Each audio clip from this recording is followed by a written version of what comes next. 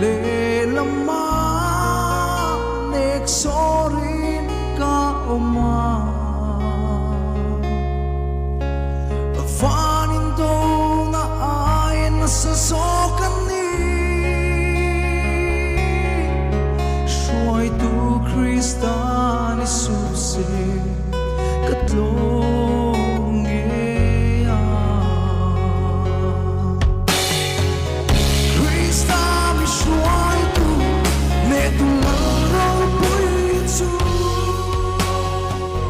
katsak na le kathil ti the na ani kasam ngai lo setan ran ma ne na chu ta ani kashya le lam ma lung oi tum nan non hi mani him na tu atini ma sela chia ta sa ko tem tu mai alone si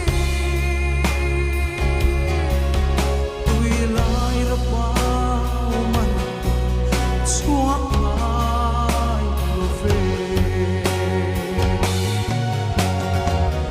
Krista mi shoy tu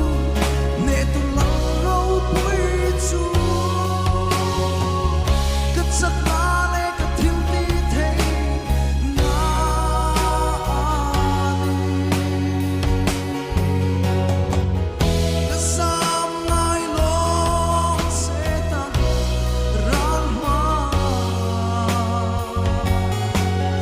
ne na chu ta ani kashya om kanung rim chia hikavahan ni tak em mani chu in po sham sham thei ma ina thiam nim na pathian chuan thei me si lo min ti thiam nim tu lam ki se itel lo chua Krista mi shoy tu ne tu lalro pui chu katsak na le kathil ti the na ani kasam ngai lo setan ran ma ne na chu ta ani kashya Krista mi shoy tu ne tu lalro pui chu katsak na le kathil ti the na ani kasam ngai lo setan ral ma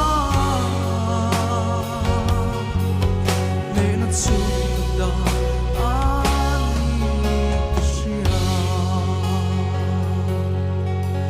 ne na chu ta ani